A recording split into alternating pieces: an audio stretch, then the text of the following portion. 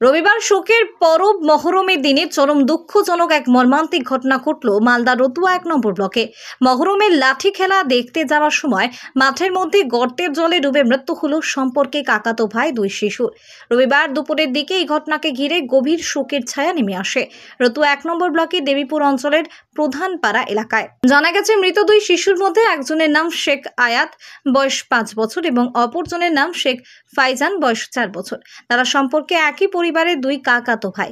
পরিবার সূত্রে খবর, রবিবার দুপুরের দিকে দুই ভাই মিলে বাড়ি থেকে কিছুটা দূরে মহরমের লাঠি খেলা দেখতে যাচ্ছিল, কিন্তু যাওয়ার সময় গ্রামের পাশে মাঠের গর্তের জলের মধ্যে পড়ে তাদের মর্মান্তিক মৃত্যু হয়।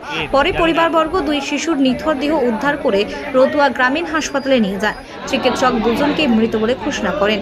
এরপর সোমবার রতুয়া থানার পুলিশ দেহ দুটি উদ্ধার করে ময়নাতদন্তে পাঠায় এবং মৃত্যুর কারণ খতিয়ে দেখতে তদন্ত শুরু করে বলে জানা গেছে। কি হয়েছে?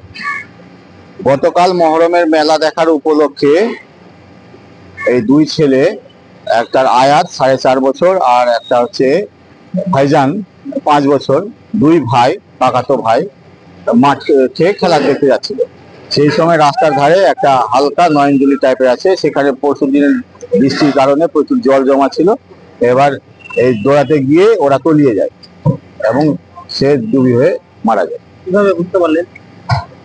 আমরা গ্রামের ছেলেরা যখন খুব খোঁজাখুঁজি করতে লাগার পরে ওকে যখন পেলাম না, তখন একটা ছেলে ভেসে উঠেছিল।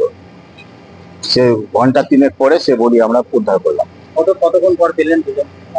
আনুমানিক ভেসে উঠেছিল, ওকে 12টা থেকে পাওয়া যাচ্ছিল না, 1:30টার দিকে ওদের বডি উদ্ধার হয়েছে। আপনার নাম? পারভেজ আহমেদ। আমি প্রতিবেশী। কি হয়েছিল? দুটা বাচ্চা কালকে মহরমের দিন ছিল, মেলা দেখার জন্য যাচ্ছিল। এবার তার আগে ঘোড়া এসেছিল, এরকম দেখার জন্য গেছে, বাড়িতে খোঁজাখুঁজি করতে পারেনি।